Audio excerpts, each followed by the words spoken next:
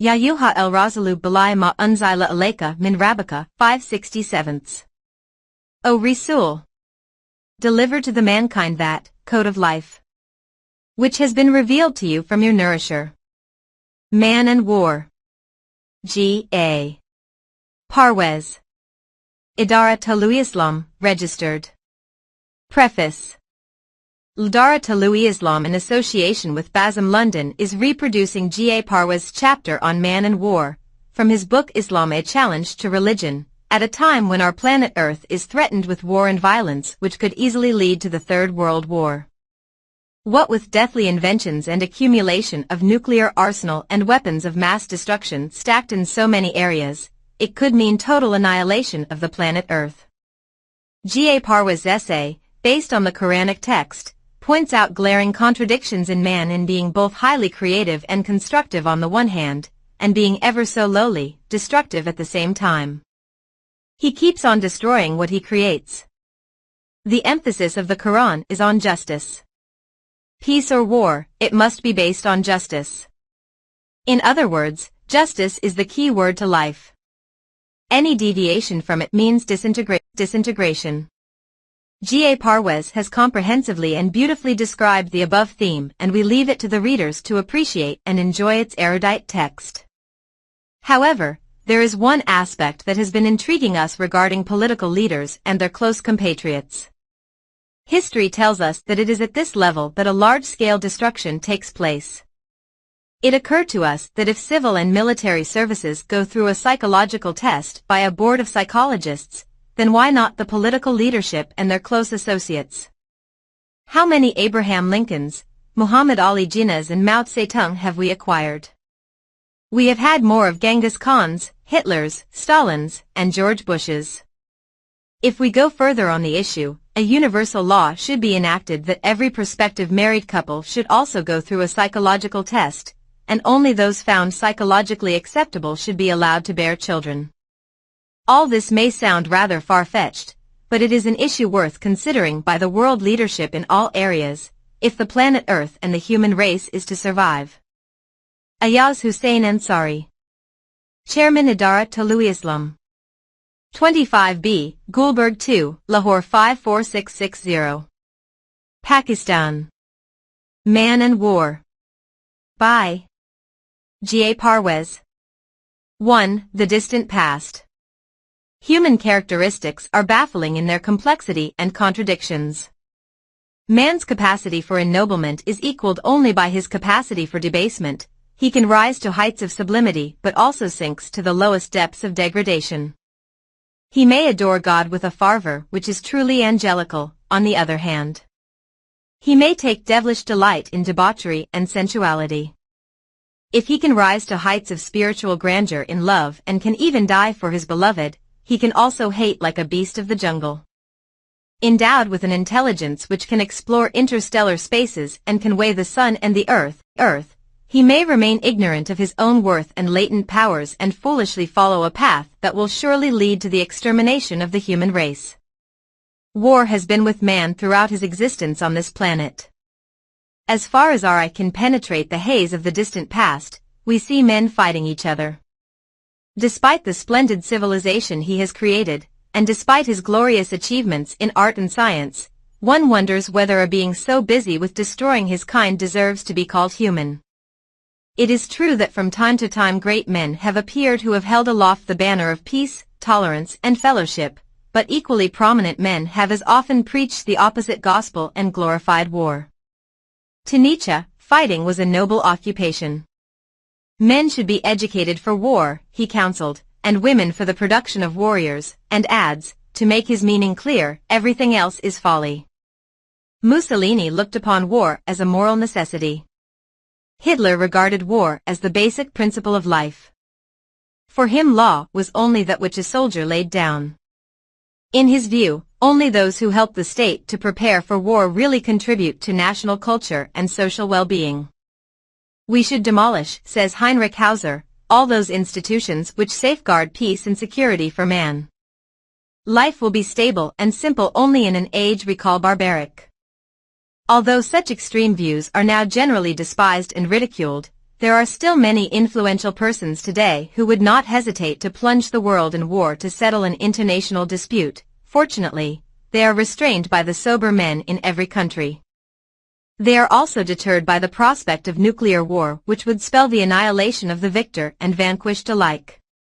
It is a fact that the menace of war has not receded from the present world. The policy of brinkmanship practiced by some heads of states poses a threat to mankind. It is strange that modern man who aspires to colonize the moon and other planets cannot solve the problems that confront him on Earth. Let us see whether the Quran can help us in this predicament. Does it offer any effective remedy for our social malaise? If so, how can the remedy be applied? The Quran ascribes two significant attributes to God: As-Salam and Al-Mu'min. As-Salam is the being who is the source of peace and concord and who assures peaceful existence to all beings. Al-Mu'min is the being who shelters and protects all and bestows peace in even sphere of life on all beings. Moreover, the way of life which the Quran prescribes for us is called Islam, which basically means peace. The Mu'min is the man whose life exemplifies peace. The Quran refers to itself as the means by which the paths of peace are made wider, 5:16. It summons men to the house of peace, 10:25. The reward for living in accordance with its tenets is the abode of peace, 6:128. Peace reigns in the society of Mu'mins. When they depart from this world, the Malaika receive them with the salutation, because of the steadfastness with which you worked on earth in the cause of peace, there is for you here a reward of peace and safety, 13:24. An ardent desire for peace is reflected in the words in which one Muslim greets another. Peace be on you, he says to his friend, and receives the joyful answer, and peace be on you too. The Quran applies the term fasad to any disturbance of social peace. It is hateful to God, 2:205. God commands men not to cause dissension or commit violence in the world, 7:56. Of the believers it is said that they do not breed mischief and violence, 28:83. It is thus clear that Islam is a staunch supporter of peace and that mischief and violence, in any form, are repugnant to it. It seeks to establish universal peace and to assure security to all peace-loving people. It is not doubt true that human beings, by and large, wish to live in peace. Nevertheless, the outbreak of violence is by no means a rare phenomenon. The Quran offers us sensible advice on how we can check violence when it breaks out. If an individual disturbs the peace, we can try persuasion, and if it fails, the government will have to intervene and restrain him by force. However, the problem is much more difficult when a nation commits aggression against another nation. 2. Christianity and war. Christianity favors the policy of non-resistance to evil. We are advised by it not to return evil for evil, not to meet violence with violence. The New Testament tells us that the proper answer to an act of violence is an act of love. Ye have heard that it hath been said, an eye for an eye, and a tooth for a tooth. But I say unto you that ye resist not evil, but whosoever shall smite thee on the right cheek, turn to him the other also. And if any man will sue thee at the law, and take away thy coat, let him have thy cloak also. And whosoever shall compel thee to go a mile, go with him twain, St. Matthew, 5:38-41. To do good in return for evil is said to be the best way to fight evil. No doubt, these are noble sentiments and in the personal lives of individuals may be praiseworthy. But it is doubtful if Jesus, could have taught these precepts for universal behavior, for experience does not prove their wisdom. They hold good in rare instances only, and Anbiya do not speak for rare exceptions. The history of Christianity too negates their authenticity. Deaning this comment on this way of combating evil deserves careful consideration. The principle of non-resistance was laid down for a little flock in a hostile environment. But an organized society cannot abstain from the use of coercion. No one would suggest that a Christian government must not suppress a gang of criminals within its own borders, and if this is admitted, can we doubt that it should defend itself against an invading enemy? Augustine held that war is justified in repelling wanton and capacious attacks, and that in preventing such crimes we are acting in the true interest of the aggressor. Without justice, what is empire but brigandage on a large scale? Allowing that circumstances may arise which make a defensive war inevitable, we have found a principle which will guide us in concrete cases. Even in the New Testament, as it exists today, there are statements here and there which are clearly at variance with the creed of non-violence and absolute non-resistance to evil. For example, Christ, P, is reported as saying, "Think not that I am come to send peace on earth, I came not to send peace, but a sword. For I am come to set a man variance against his father, and the daughter against her mother, and the daughter-in-law against her mother-in-law." St. Matthew 10:34-35. It is obvious that the use of force to defend a good cause is not ruled out in Christianity. In our own time, Mahatma Gandhi of India was believed to be a staunch and uncompromising supporter of the creed of nonviolence. He too had to tone down his idealism and adopt a more realistic attitude to evil. If an open warfare were a possibility, I may concede that we may tread the path of violence that the other countries have, and at best evolve the qualities that bravery on the battlefield brings forth. This apostle of ahimsa even goes so far as to admit that when the need arises, not only men but also women will have to resort to violence and meet force with force. It is needless to add that the followers of this rishi have resorted to violence whenever it suited their purpose. 111. Quran and War. The Quran never appeals to the passing emotions of man, nor does it stop to humor him. It faces the problems of life in a realistic manner and offers practical solutions for them.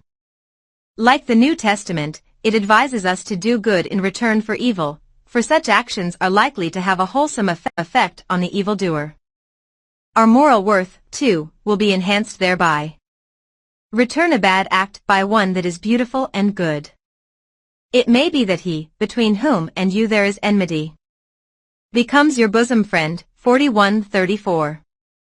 In another place, a mu'min is described as one who repels wrong with right. 28:54. But if the enemy takes mean advantage of such goodness, the Quran permits the use of force, provided it is in accordance with the requirements of justice. While permitting force in such cases, the Quran advises us to be lenient towards the man who has wronged us. If he repents, he is to be forgiven. The Quran exhorts us to forgive our enemies and those who have wronged us. But he who forgives and makes peace with his adversary, his reward devolves upon God. 42:40. The Quran applies the term zalim, cruel, oppressive, to those who do not forgive their enemies. In another place, however, the Quran concedes to man the right to demand that his enemy should make amends for the wrong he had done, and failing that he should be punished. Those who are unjust and cruel to their fellow beings are denounced by the Quran. Such men deserve dire punishment. 42:41-42. The Quran, however, inculcates in man that it is a noble thing to forgive. It asks us to forgive the man who has done us injury, whenever we have grounds for believing that such forgiveness will do good to the wrongdoer as well as to society. 4. Law and the use of force. The mere enactment of good laws, the Quran asserts, is not enough to ensure peace in the world. It is necessary that the law should be properly enforced. We sent our messengers with clear arguments, and with these our laws and the criterion of justice, so that man may establish himself in justice. And with it we have also created steel, wherein is mighty power, and many other uses for mankind. 57:25. In other words, law which is not backed by force is no more than pious advice. Law must be enforced if the social order is to be maintained. The Quran, therefore, is in favor of the state maintaining sufficient power to enforce its laws. If the Quran calls God as-Salam, the source of peace, it also applies to him the terms protector, the mighty, the compeller, and the self-reliant. The state should reflect these attributes as well. The power vested in the state should be used to maintain law and order and as a defense against those who threaten its independence. The state is not to use its powers to curtail the freedom of individual. The purpose for which the state exists is to maintain conditions in which the individual can develop and achieve self-realization. This purpose is fulfilled only when the state is fully independent and prepared to meet aggression from any quarter. Make ready for your opponents all you can of armed forces and of horses tethered, that thereby you may dismay the enemy of Allah and your enemy and others beside them whom you know not. 860. The state should not use its power to oppress the weaker nations. It should use its power to create conditions in which the way of life, ordained by God, can be followed. The first battle fought by the Muslims exemplifies the right use of force. The Rasul and a small band of his devoted followers lived in Mecca for 13 years. During this time, they suffered all kinds of persecution with patience and humility. Every insult or act of violence was received in silence, or at the most it evoked a gentle protest. But their self-imposed restraint was mistaken for weakness, and every day they suffered outrages. When oppression became intolerable, they left their ancestral home and sought refuge in Medina, a town several hundred miles away from Mecca. Even here they were not left in peace. Their enemies were determined to compel them to renounce the new creed or to exterminate them if they refused to do so. A formidable force marched against them. For the refugees it was a question of life and death. Even then they hesitated to meet force with force. They patiently waited for divine guidance, that they might do which was right. They were at last permitted to resort to force and give battle to their implacable enemies. And whoso defendeth himself after he hath suffered wrong, for such there is no way of blame against them. 42:41. A clear directive is given in the following verses. Permission is given to those who are fought against, to fight for that they have wronged. And verily Allah has the power to help them. Those who have driven from their homes unjustly only because they said, Our Rabb is Allah. For had it not been for Allah's repelling some men by means of others, cloisters and churches and synagogues and all other places of worship, wherein the name of God is oft mentioned, would assuredly have been pulled down. And God will certainly help him who helps him. Verily Allah is strong, mighty. 22:39-40.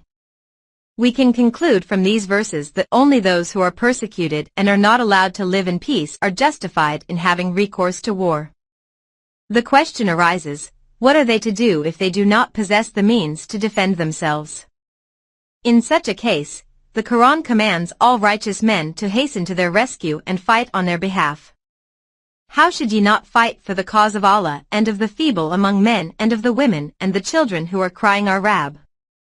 Bring us forth from out of this town whose people are oppressors. Oh, give us from before thee some defender. Those who believe do battle for the cause of Allah, and those who disbelieve do battle for the cause of Taghut. So, fight the minions of Shaitan. Lo! The Shaitan's strategy is ever weak. 75-76. The meaning is clear. Oppressed people all over the world pray for a helper to rescue them, for a defender to fight for them. Do you not hear the cry of the oppressed? Or do you think that, being secure yourself, there is no need for you to fight? You are wrong. It is your duty to hasten to the help of all who are groaning under oppression. It is your duty to fight against cruelty and injustice, even if the victims do not profess the values and concepts you profess and do not belong to your country or race.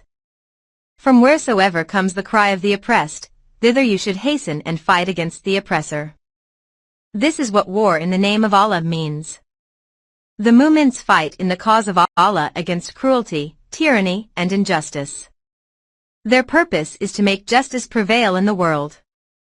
The unbelievers fight to subdue other people and exploit them for own ends. The Quran tells us in simple and direct language when war is justified and when it is not. The principles laid down by the Quran are clear and definite. They are not couched in language which may be susceptible to different interpretations. The distinction between a just and an unjust war is clear and should not be blurred by sophistical arguments. For example, people, if they are really persecuted, have a right to rebel against the government of their country. However, they would be acting directly against the Quranic principles if they magnified any petty grievance and called it persecution. They may be said to be the victims of persecution only if the basic rights, defined by the Quran, are denied to them. The mu'min will take up arms only to defend these rights, and he will hasten to help the oppressed, whether Muslim or non-Muslim. Rules of conduct. So far about the conditions under which war is permissible. Let us now consider the rules of conduct laid down by the Quran for Muslims when they are at war. In the first place, the duty to be just in one's dealings with others is as binding in war as it is in peace. O you who believe! Be steadfast witnesses for Allah in equity, and let not enmity of any people seduce you that ye deal not justly. Deal justly, that is nearer to your duty. Observe your duty to Allah, lo! Allah is well informed of what ye do. 5:8. We should be just even to our enemies. The Quran does not permit us to deviate from the path of justice in any circumstances. If an oppressor has deprived human beings of their basic rights, justice demands that those rights should be restored to them. As far as possible, it should be done by peaceful means. Only when these fail, recourse may be had to war. But even in war, we should respect the basic rights of the enemy. When the enemies have been vanquished, they should be treated with consideration as human beings. Secondly, the Quran emphatically declares that a treaty ought to be honored always, in war as well as in peace. The peace of the world depends, above all things, on the trust placed in treaties. A treaty has value only as long as there is mutual trust. Can it command any respect if either of the parties subscribe to the view that all is fair in war? The stronger party could repudiate it whenever it suited its purpose. That is why Solon says that a treaty is a spider's web which entangles him who is weaker than it, and it is not worth a straw for one who is stronger. Machiavelli stoutly defended unscrupulous dealings in politics. He advises the ruler, in plain terms, to break his faith whenever it suits his purpose. A prudent ruler ought not to keep faith when by so doing it would be against his interest and when the reasons which made him bind himself no longer exist. His disciple, Frederick II, believed that policy consists rather in profiting by favorable conjunctures than by preparing them in advance. This is why I counsel you not to make treaties depending upon uncertain events, and to keep your hands free. Long before Machiavelli, a political thinker in India had set forth similar doctrines. The appellation Kautilya, cunning, which was applied to him shows that he defended the use of craft in politics. He believed that only a crafty and unscrupulous man can play the game of politics successfully. In his Arthashastra he writes to the effect that treaties have no sanctity and can be twisted or broken according to the necessity of the moment. However, he counsels the ruler to do this with such cunning that neither his own people nor his opponents suspect him of violating the treaty. In direct opposition to this glorification of expediency, the Quran categorically asserts, "Fulfill your bonds." 5:1. It reminds us that we are not only answerable to those to whom we have pledged our word, but also to Allah. Allah commands that we should keep our pledges. Fulfill your pledges. Remember, you will be asked about your pledges. 1734. What, however, is to be done if the other party breaks the treaty? The common view is that in such a case, the treaty automatically becomes null and void. Not so with the Quran. It deprecates a hasty act and counsels us to appeal to the enemy to reconsider their decision and honor the treaty. Only when this appeal has proved to be vain and the enemy persists in violating the treaty are we justified in regarding it as no longer binding on us. If you fear treachery anyway at the hands of a people, then throw back to them their treaty fairly and thus dissolve it with them equally. Surely Allah loves not the treacherous. 858. In the early days of Islam, when the Quranic law was invariably obeyed, the violation of treaty by Muslims was unthinkable. Even if the pledge was given by an individual Muslim, it was invariably honored. An incident which occurred during the Battle of Badr illustrates the attitude of the Rasul to the pledged word of a Muslim. At this battle, 313 Muslims were opposed by a strong force of over 1,000 men. The odds were against them and they would have welcomed any addition to their number. When the fighting was going on and the issue was still uncertain, two armed men suddenly appeared and joined battle on their behalf. The Rasul inquired of them how they had managed to pass through the enemy's land. They replied that they had tried to stop them, but were allowed to go on after pledging their word that they would not take up arms against them. The Rasul said that the pledged word must be honored. He commanded them not to fight, saying that the issue of the battle will be settled according to the laws of God. Even at this critical juncture he did not allow his men to break their promise. A piquant situation arose when some pagan women embraced Islam but their husbands remained faithful to the old faith. The husbands began to persecute their wives to compel them to renounce Islam. Some of these women sought refuge in Medina. The Muslims were asked to return the wives to their lawful husbands. The Islamic law does not sanction the marriage of a Muslim woman to a pagan. Therefore, the women were told that they were free and would not be forced to return to their husbands. But their husbands were repaid whatever money they had given to their wives or spent on them. 60:10. Be it noted that these men were the sworn enemies of Islam and were bent on destroying the little band of Muslims. Even from these enemies, the Rasul would not withhold what was injustice due to them. This zeal for justice and fair dealing could not but impress the opponents of Islam. Finally, if the enemies offer peace, in no case should such an offer be rejected. It may be that the Muslims have just grounds for suspecting the motives of the enemy, but their suspicions should not prevent them from accepting the offer of peace. It may be that offer is made when victory is within the reach of the Muslims. Even then they should not continue war, but should lay down arms and start negotiations for concluding peace. If the enemy has been forced to sue for peace, the purpose of the war has been fulfilled. The purpose was not to subjugate the enemy or seize their territory, but to repel the attack. If, for whatever reason, the enemy shows willingness to lay down arms, the Muslims should do likewise. The enemies may have made the offer of peace merely to gain time or to mask some nefarious design. Even so, the Muslims are commanded to place their trust in God and accept it in good faith, for God is sufficient for you. He it is who supports you with his help and with the believers. 8:62. All necessary precautions, however, should be taken and the enemy made to vacate his aggression, but the offer should not be spurned merely on suspicion of ulterior motives. How long should the war be continued if the enemies refuse to come to terms? The Quran enjoins the Muslims to continue the war till the purpose for which it was undertaken is fulfilled.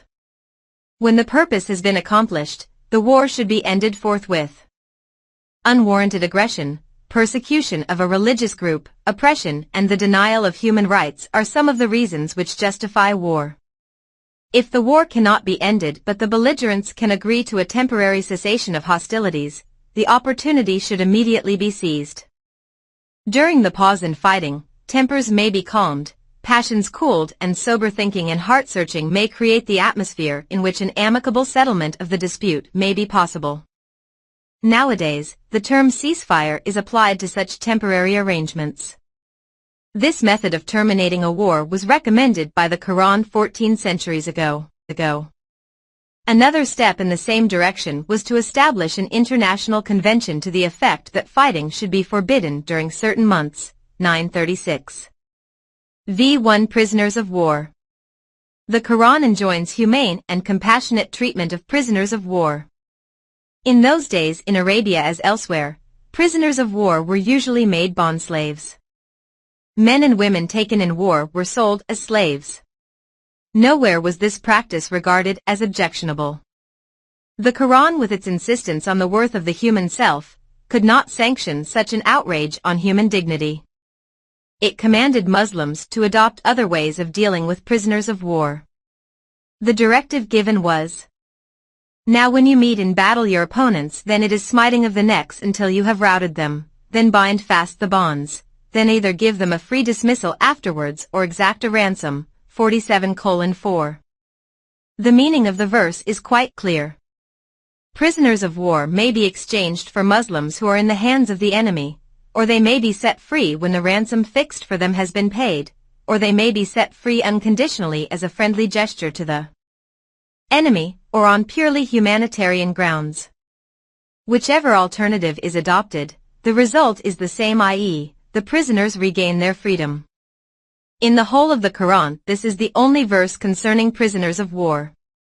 Neither here nor elsewhere is there any hint of making them slaves.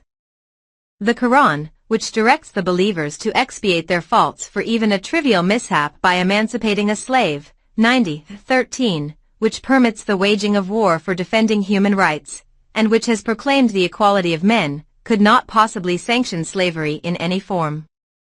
On the contrary, it commands that prisoners should be treated as guests as long as they remain in the custody of the Muslims. Abu Aziz was one of those who were taken prisoners at the Battle of Badr. After his release, he returned to his people and told them about the treatment he had received. I was billeted on an Ansar. He used to give me bread and other good things to eat while he himself and his family subsisted on dates.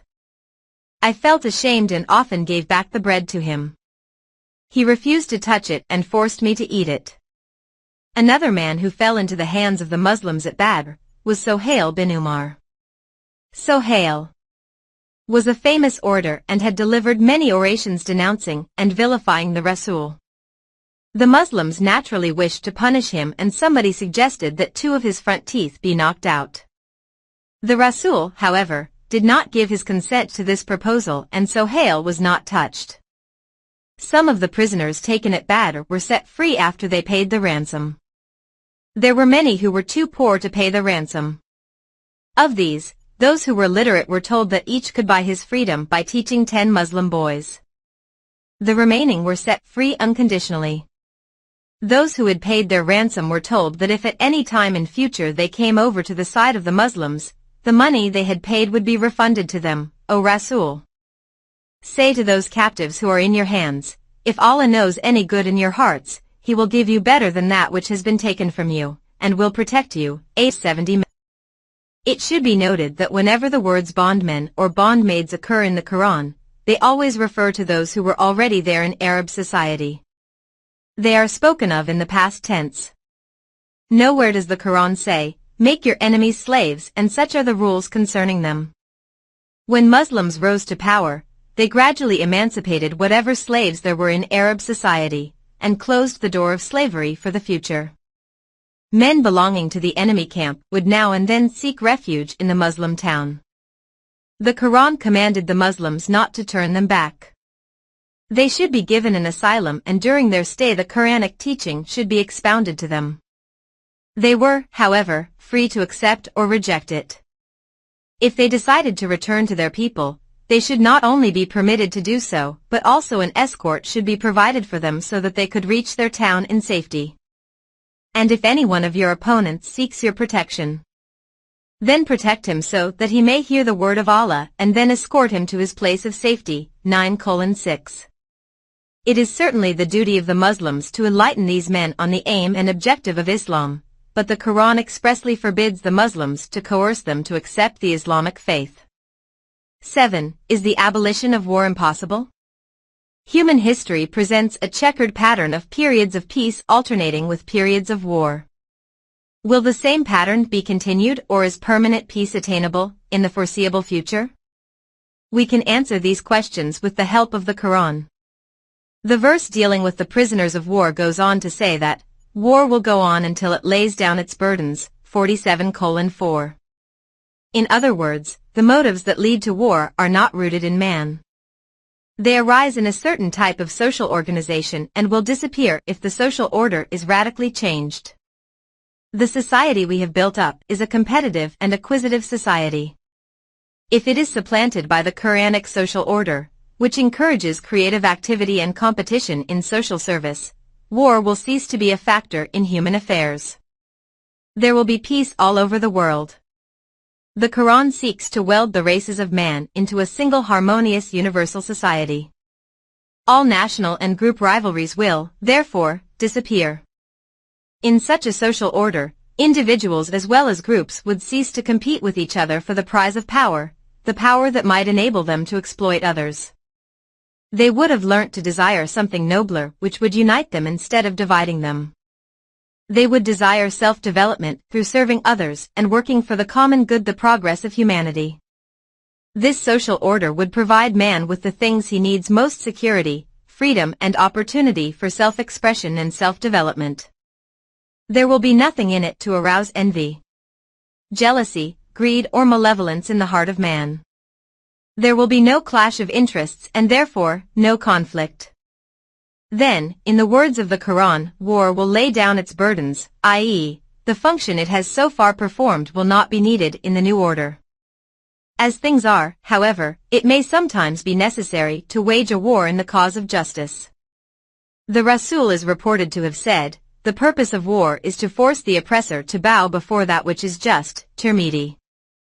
Bukhari, the compiler of the traditions of the Rasul, reports that once a question was put to the latter: one man goes to war for the sake of fame, another to prove his courage and yet another for personal revenge. Of these, whose motive can we approve of? The Rasul replied, "He who fights that the law of Allah reigns supreme, his war is for Allah." Man-made laws merely safeguard the interests of a particular group. Such laws will not be acceptable to other groups, but God is the Rabb of all mankind. His laws protect the interests of each and all men. His laws consequently provide a secure foundation for the world peace.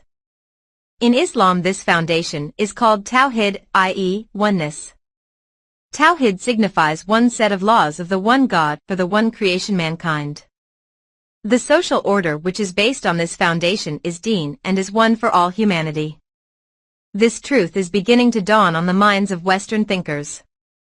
If full realization does not come to them, the fault will lie with the Muslims who received the divine law 14 centuries ago and have not yet expounded it and interpreted it to mankind. The Muslims should bear in mind that the scientific outlook has sunk deep into the modern mind and the modern man speaks the language of science. The Quran says, "Mankind is one community." 2:13. It is far easier for modern man to understand this truth than it was for his forebears 14 centuries ago. Man can come into his own only as a member of a universal brotherhood.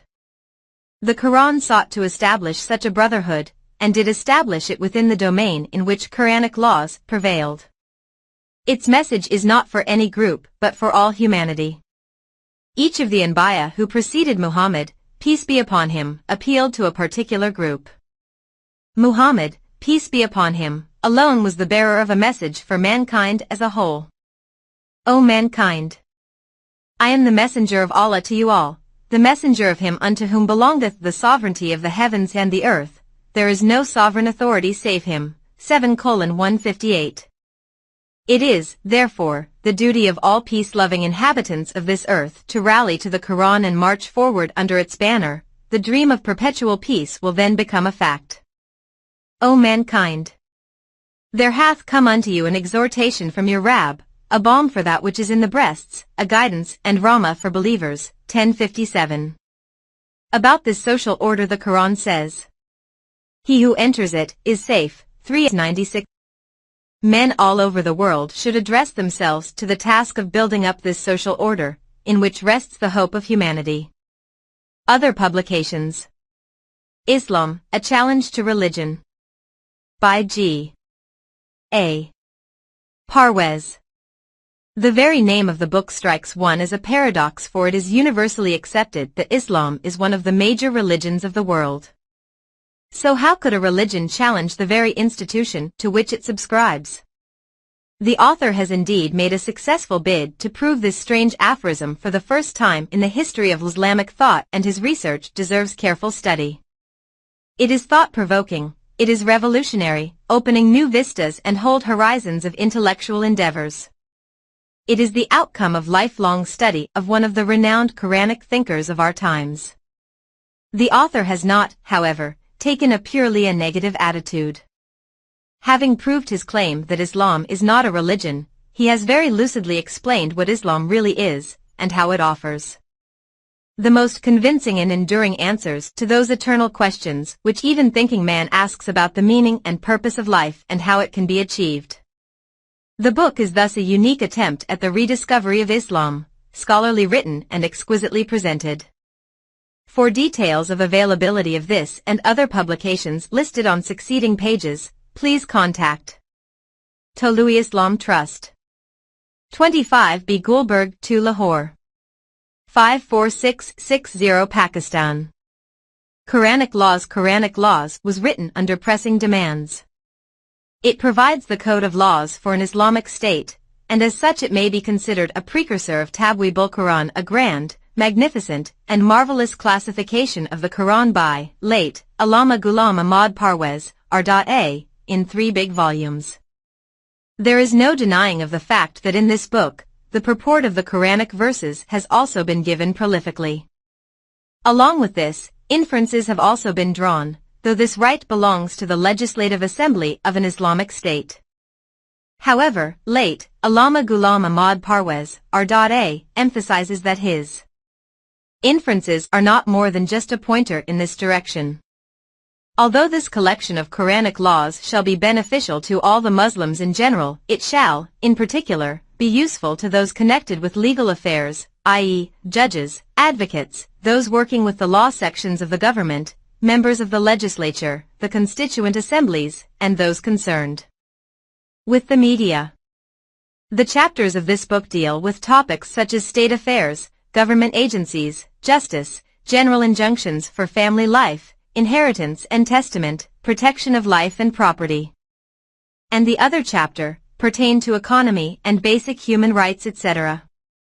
Islamic way of living, the history of mankind, engravings of human character, and the realities of the Quran stand witness to the fact that the fate of a nation rests with the ways of living with which the heart and mind of its rising generation is disciplined.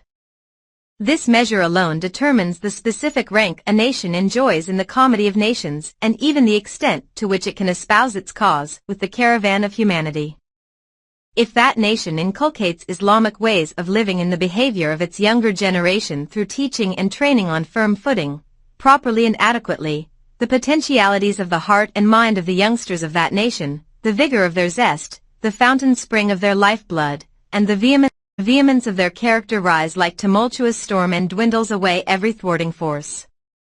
Like a hay. Since the future of a nation depends on the way its younger generation is brought up, so, late G.A. Parwez, R.A. wrote Islami Muasharat in Urdu. Muslims living abroad, especially the Pakistanis, felt apprehensive of their children going astray under the influence of foreign culture. They contacted Dr. Syed Abdul Wadud in his lifetime to write a book on the Islamic way of living which could be useful for the young. This work, Islamic Way of Living, that he produced is not the exact translation but a reproduction in English of that Urdu book Islami Muasharat. It comprises such Quranic instructions, which guide the way to the formation of an Islamic society. It is not a philosophical treatise but a description in simple terms, meant for children, as well as for those who neither have the time nor the aptitude to go into details.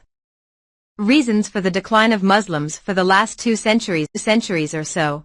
The Muslims have been emotionally and mentally preoccupied with what has been now classically bandied about as their favorite theme, the rise and fall of the Muslims.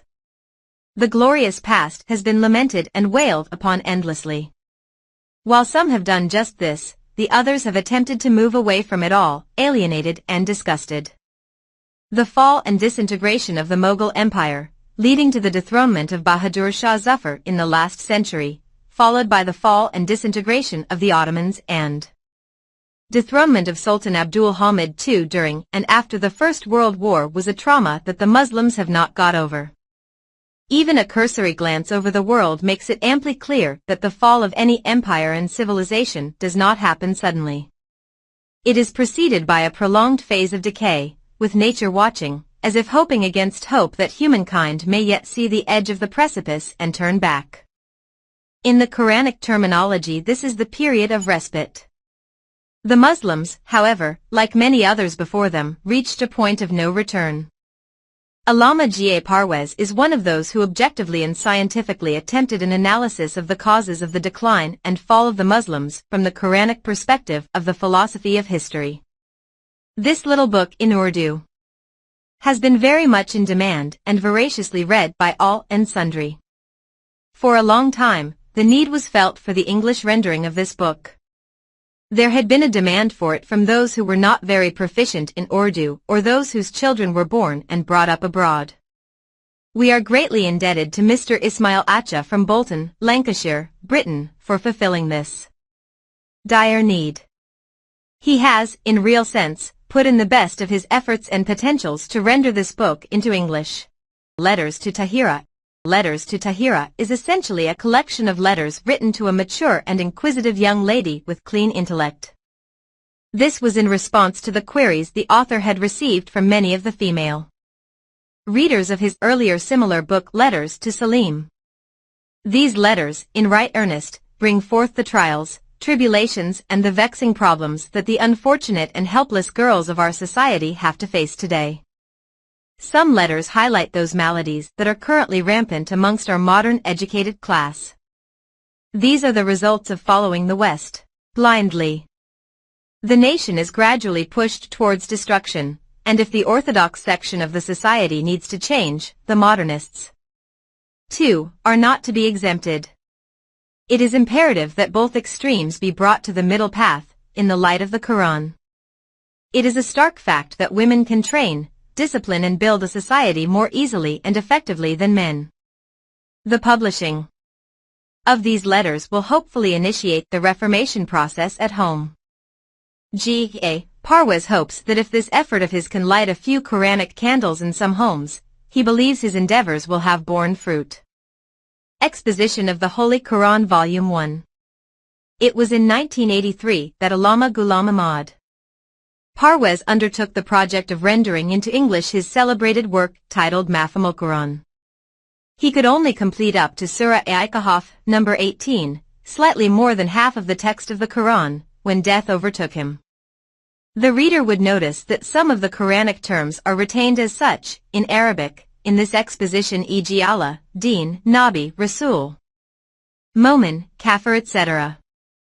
These concepts have special significance in the Quran and it is just not possible to translate them in a few words in English, so, glossary of terms has been added. The reader would find a new approach in this presentation, which is different from all other translations in English. As the title explains, this presentation is not the translation of the Holy Quran, but its exposition. It is an honest and serious human effort to convey to the humans the pristine concepts of the Holy Quran. The original Arabic text of Wahi, revelation, however, is eternal and its understanding during any span of time cannot be taken as the last word, which shall have to be left to the last man on this earth. The Tolu Islam movement. Its beliefs and objectives. We believe that 1. Reason alone is not enough to solve the problem of life. Reason needs revelation, Wahi, just as eyes need the light of the sun. 2. This revelation is preserved in the Quran in its final and complete form. Mankind, therefore, cannot reach its desired destination without the Quran. 3. The Quran is the criterion for judging between truth and falsehood. Everything that agrees with the Quran is correct. That which is at variance with it is false. 4. From the viewpoint of the Quran, all human beings inhabiting the earth are individuals belonging to one universal brotherhood, the practical aspect of establishing this brotherhood would be that all mankind may lead their lives according to one dispensation. 5. This universal organization of life may be formulated in such a manner that people of every era, according to the requirements of their time, may compile the details of law in the light of the Quran. These are called Sharia laws. The details of law will keep changing according to circumstances, but the principles of the Quran shall forever remain unalterable. 6. From the point of view of such an organization, the Quran envisages a society in which the latent abilities of all individuals are developed, and no one in such a society will be deprived of his life's necessities, food, shelter, healthcare, education, etc. This is the Quranic organization for the preservation of mankind. This is called the Quranic social order. Once humans' latent potentialities are fully developed, the world will thus become resplendent with the light of the eternal nourisher.